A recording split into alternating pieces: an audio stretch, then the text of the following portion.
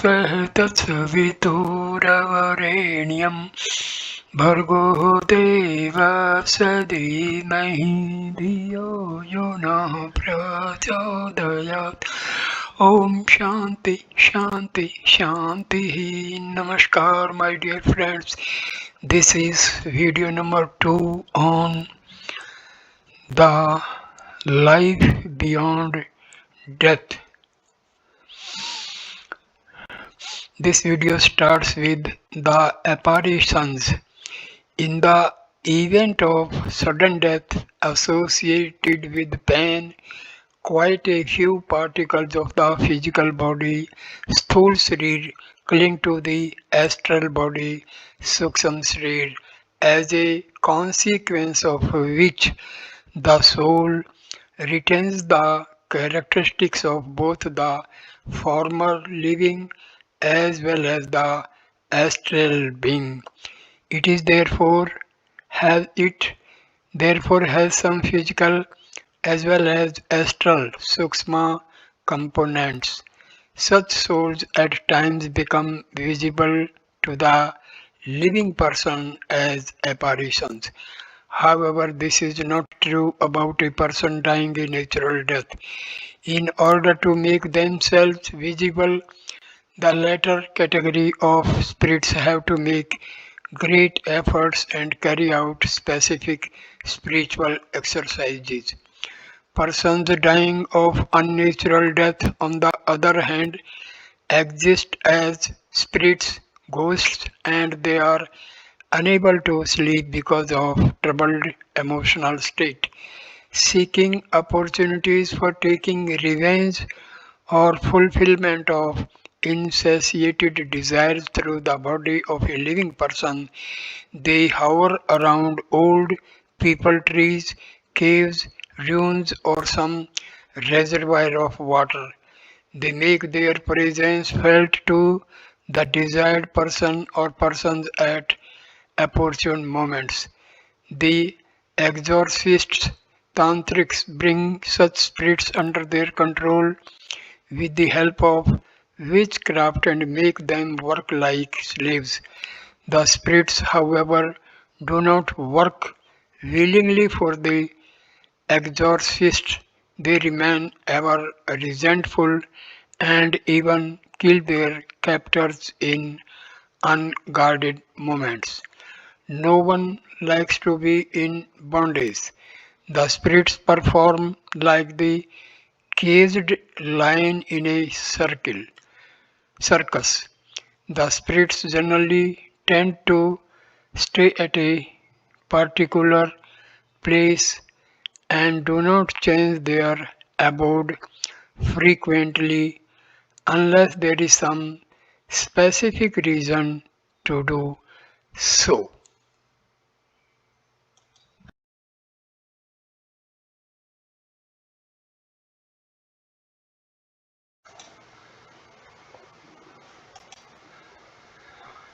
The rest before rebirth.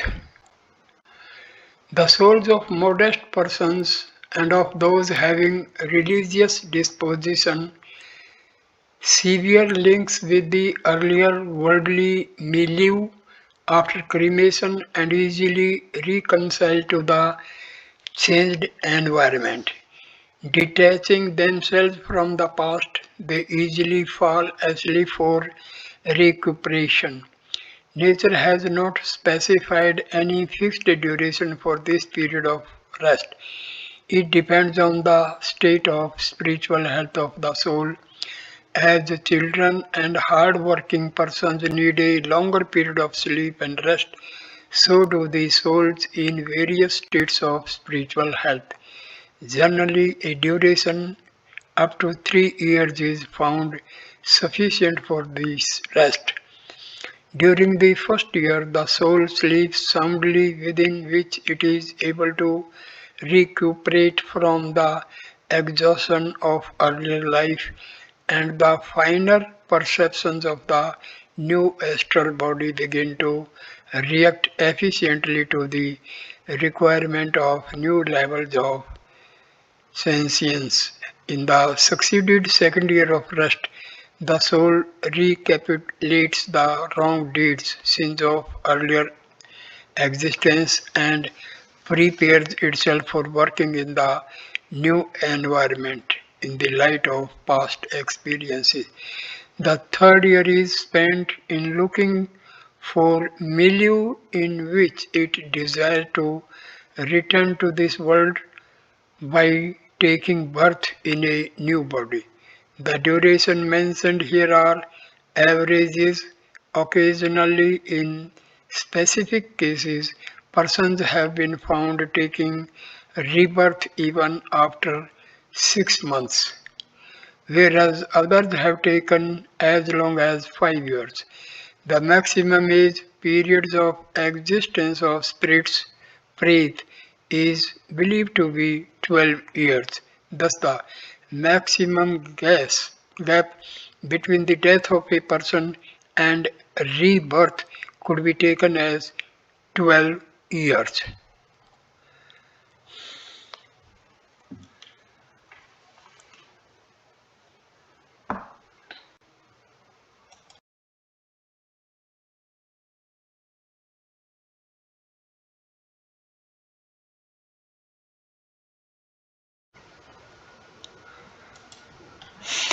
Where is the world beyond? It would soon become clear that the world in which the soul lives after the death in the material world is not a remote existence somewhere far above in the space. We know, for instance, that X rays penetrate through solid objects, whereas for a living person, even a wall restricts movements, heat and cold to pass through physical barriers to a great extent.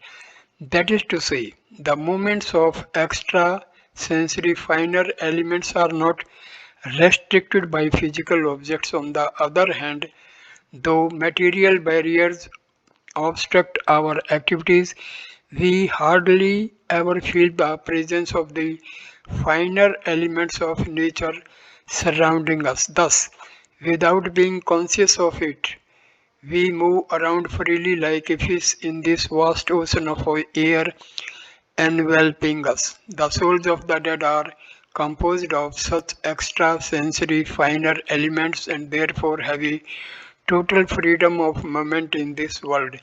The world beyond does not have an existence in some remote part of space. It is a world within this world itself. The world of souls is omnipresent on this very earth and in the cosmic space beyond this planet.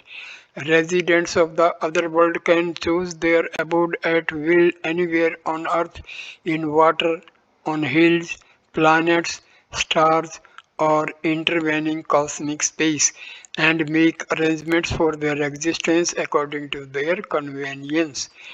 One must be aware that the soul also carries with it the ideas, traits, convictions, and experiences of mortal life.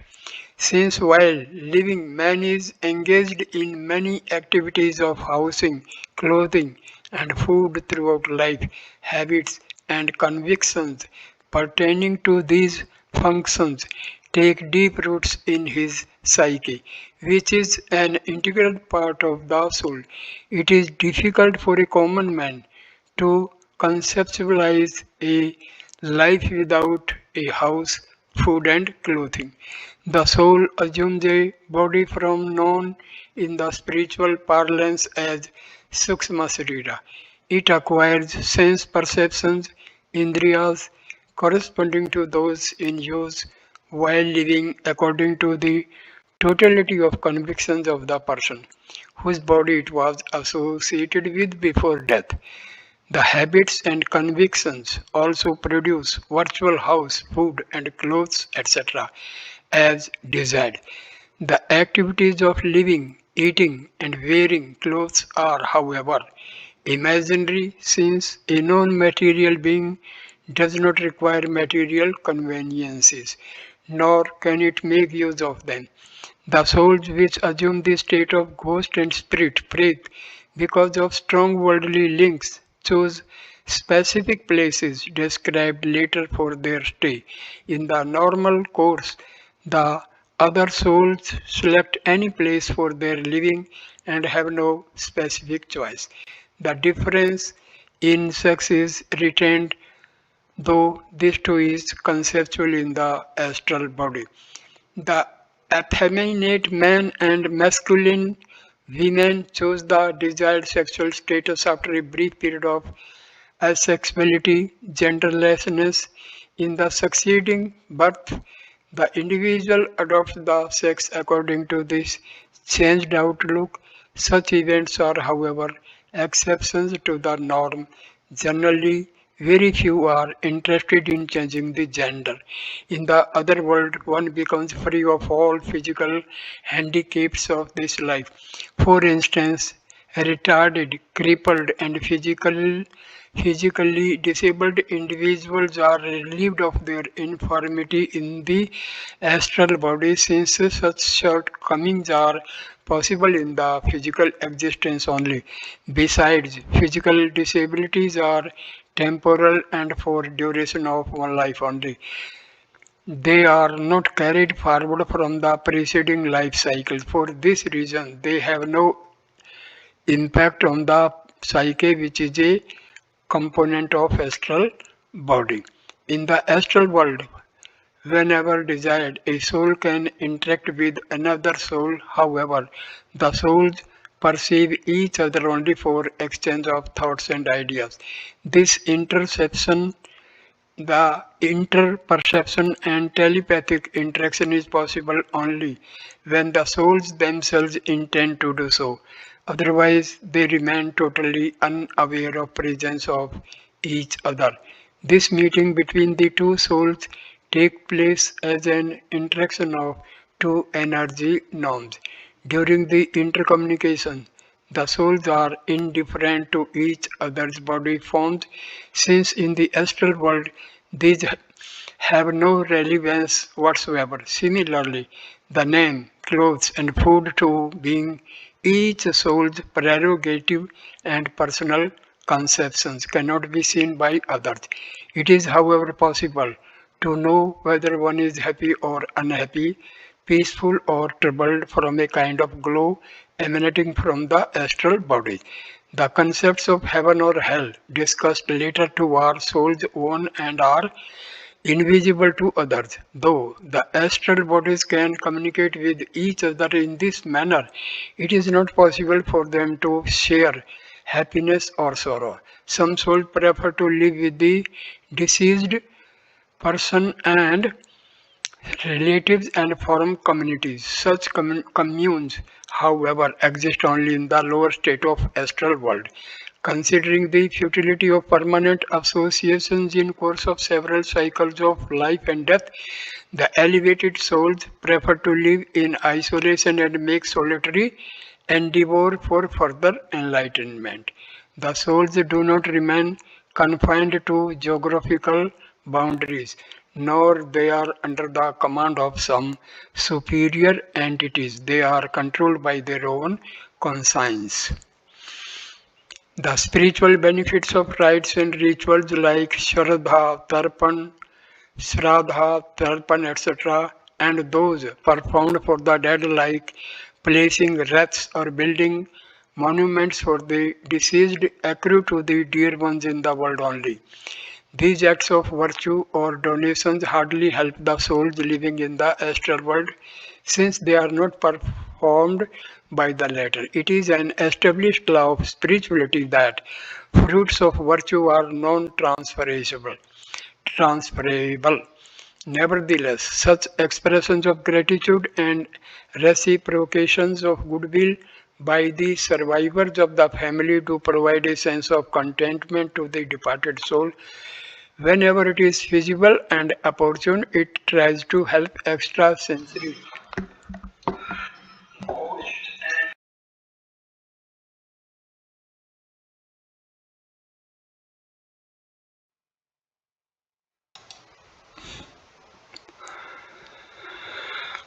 The spiritual benefits of rites and rituals like Shraddha, Tarpan, etc., and those performed for the Dead, like placing wreaths or building monuments for the deceased, accrue to the dear ones in this world only. These acts of virtue or donations hardly help the souls living in the astral world, since they are not performed by the latter. It is an established law of spirituality that fruits of virtue are non transferable. Nevertheless, such expressions of gratitude and reciprocation of goodwill by the survivors of the family do provide a sense of contentment to the departed soul. However, it is feasible and opportune. It tries to help extrasensory. For example, by providing an inspiratory thought, the departed souls try to help the former near and dear ones in this manner. Acts of mourning and expressions of sorrow hurt the departed souls. It disturbs their peace. It is therefore advisable to severe feelings of attachment from the dead as early as possible and only pray to God for them to rest in peace.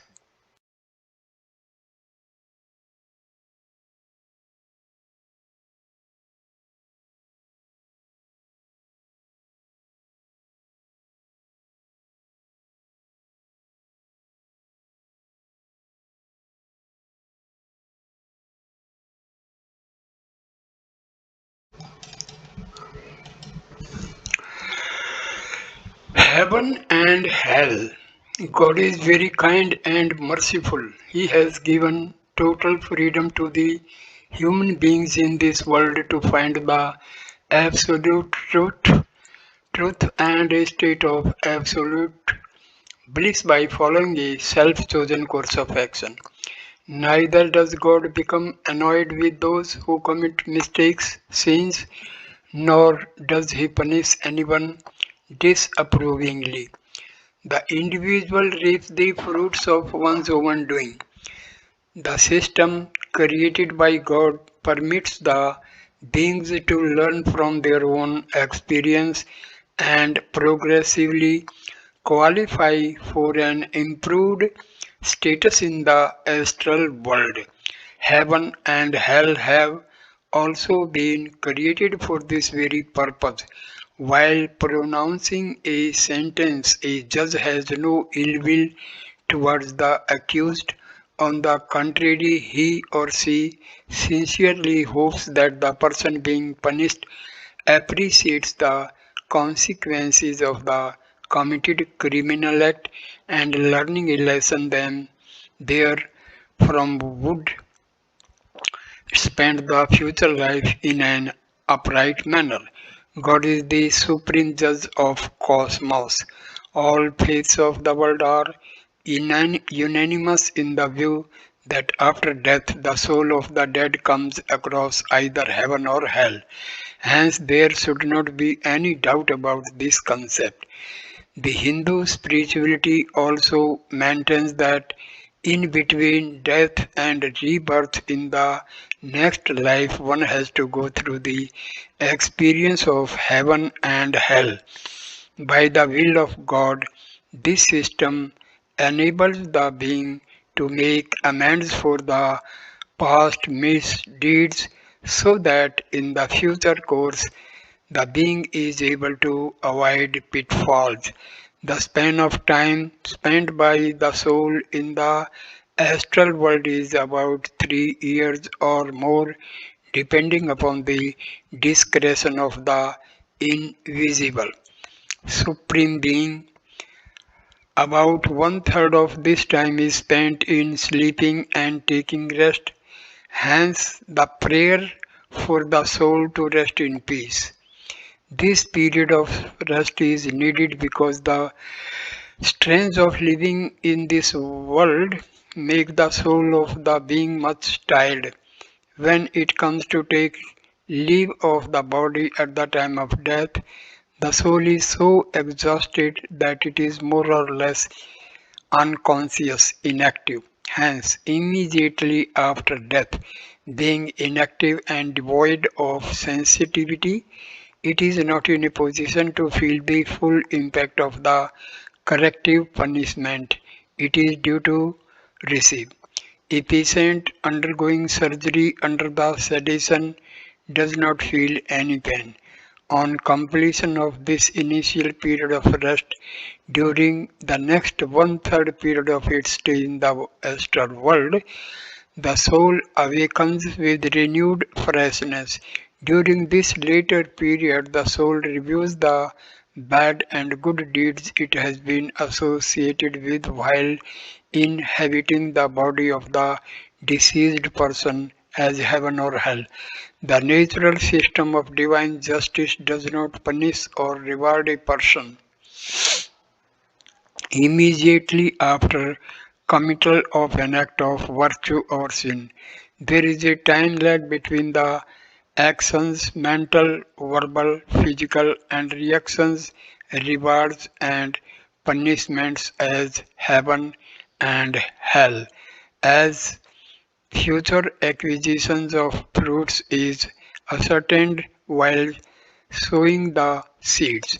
The ultimate reactions, karma, fall of good and bad activities in thoughts, words, and deeds become integrally attached to the soul in concentric layers, which unfold one after the other at the appropriate time, like sowing of seeds of different plants which take their own time to mature and bear fruit.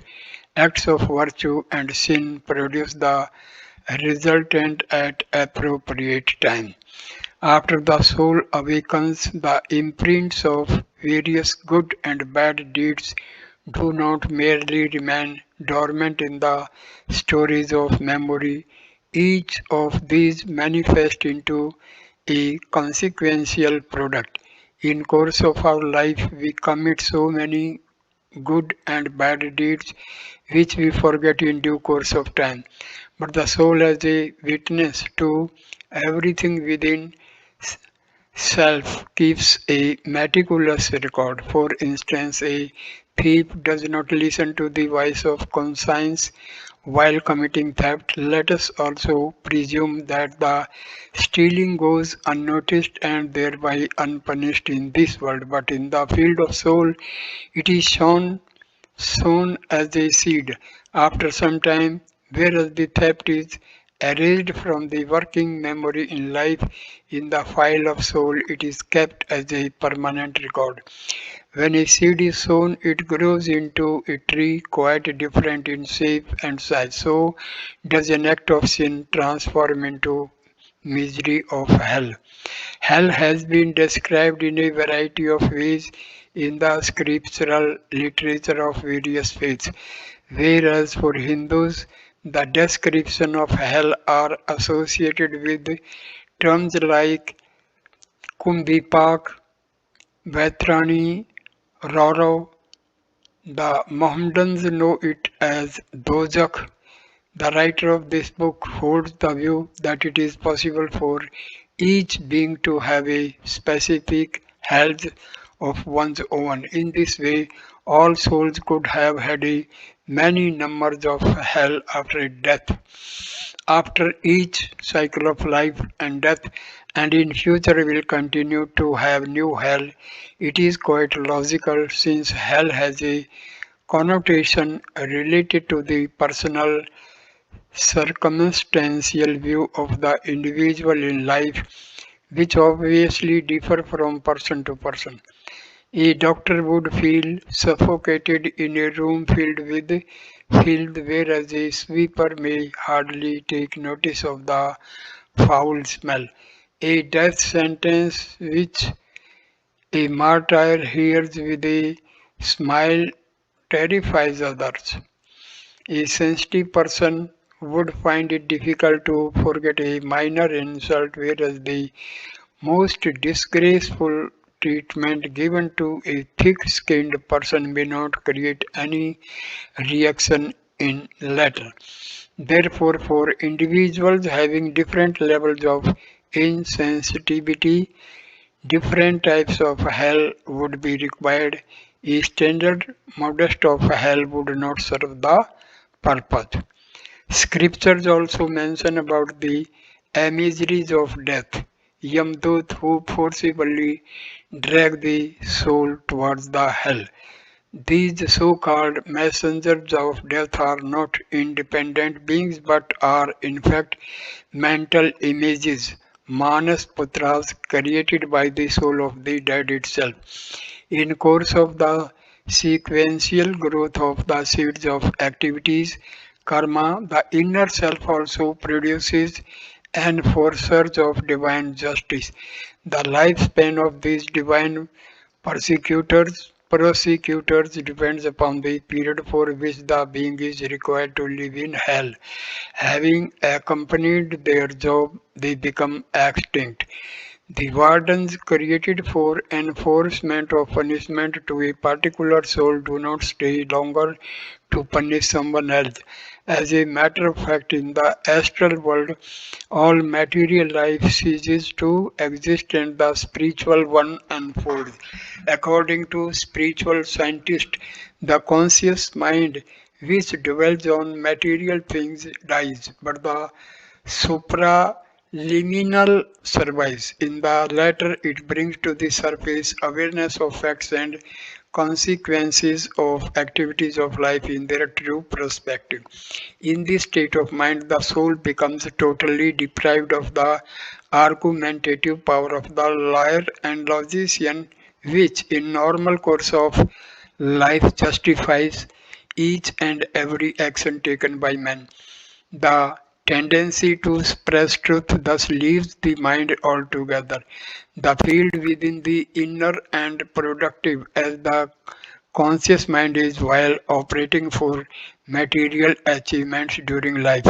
In material life on this earth, the mental body Sukshma Sharir of man coexisting with the physical body has four components of mind, namely man, the source of desire, longings and aspirations, buddhi, the discriminative faculty which deliberates, takes decisions and seeks a course of action, chitta, which stores inherent traits, habits, inclinations and temperament, and ahankar, appraisal of a person for oneself in material world, that is that he is so and so, rich or poor, wretched or fortunate, foolish or intelligent, etc.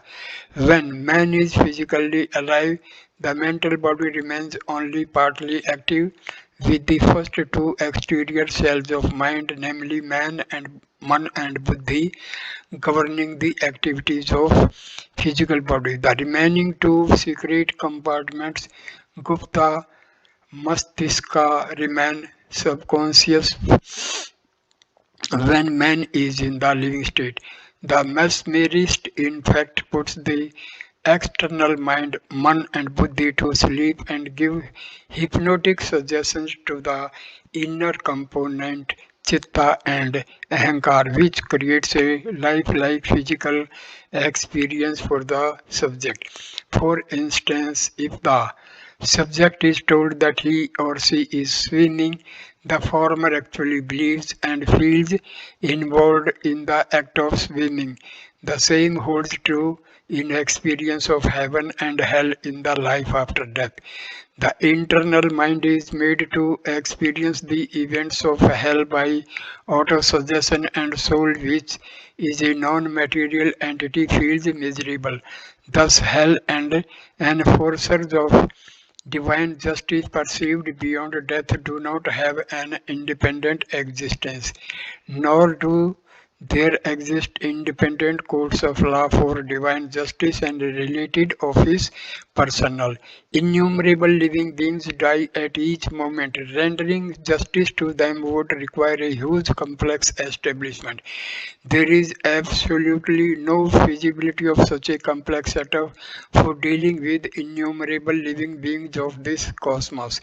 The scriptures mention that Yam is the deity who takes a decision on allotting heaven or hell to the soul of the dead on the basis of the record of its good or bad deeds, maintained by Chitragupta in his code. In Sanskrit dictionary, Yama stands for disciplining one's own self, and Chitragupta stands for the Chitta, which is secret or hidden. That is to say, the chitta keeps the record and self-control. Atma Niyantran delivers the judgment, thus each being has a hell of its own, which becomes extinct the moment the soul returns to be reborn in another body. When the resultant of sins deeply ingrained in the psyche becomes illumined, the soul is forced to take cognizance of them. Let us try to understand the concept of Yamduts, the emissaries of death. Attracted by fire, a monk appears forcibly drawn towards it by some independent entity. Though this act is simply self-immolation. Similarly, when the astral body is brought to divine justice and undergoes punishment on its own, it has the impression of being forced to do so by aliens. The deliverers of divine justice would naturally appear in form, shape, complexion, and description conforming to the faith and religious belief to which the person subscribed while living. They would also converse with the soul of the dead in its own language. The enforcers of divine justice may also be conceptualized as the effulgence of sanskars. Sanskars ka page uncovered on death, which necessarily confront the soul, whether it likes it or not. Who would like to accept and face results of one's own misdeeds in order to punish and reform itself? The inner self produces an exclusive hell within, wherein traits accumulated from activities of previous life becomes personified as living images, and soul is subjected to torment, anguish, and humiliation. The inferno creates a lifeline perception of physical suffering, such as being roasted, or an intense experience of remorse, mortification, and embarrassment. The kind and degree of punishment would depend on the emotional susceptibility of the individual. The purpose of this treatment in hell is to make the being suffer so that it is able to learn a lesson by correlating sinful deeds with their ultimate consequence. The duration and degree of punishment also depends on the requirement of the being for reformation.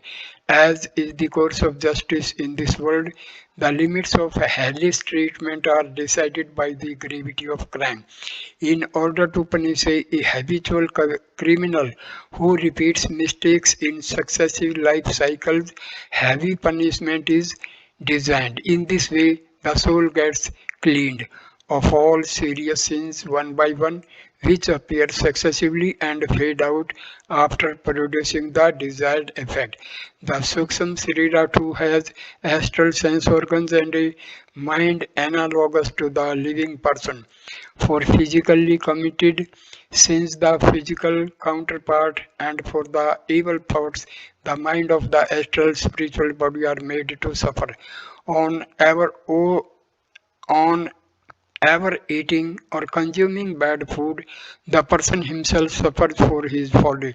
So does the inner self have an inbuilt arrangement of self-punishment for evil deeds. Sinful acts which are not kept secret are generally punished for in this very world, whereas for the remaining, the being has to undergo suffering in the astral world. The provision of confession in Christianity is to enable the person to unburden the soul of sins kept as secret. Divinity has established this system to enable the being to make penance for most of the grievous sins and proceed for the next birth as a pious being without the burden of consequences of sins committed in previous life. The commander-in-chief does not permit a wounded soldier to go back to the front till he recuperates, since otherwise he would not serve his purpose and instead of fighting would be preoccupied with the injury. For the similar reason, barring a few exceptions discussed later in the chapter on rebirth, Most of the sins of the individuals are wiped out after the reformatory treatment and the being proceeds for the next birth with a clean slate. The advantage of hell does not lie merely in weakening the impact of sins on the soul but is also reformatory. It relieves the living being from past evil habits in future life and make it remember the consequences. The voice of conscience is in fact a memory of this lesson. Thieves, evildoers, and murderers become restive while committing the crime. It indicates the faint recollection of punishments suffered in hell for similar deeds in earlier life. But alas, people do not pay heed to their voice of conscience and fall again and again in the trap of sin.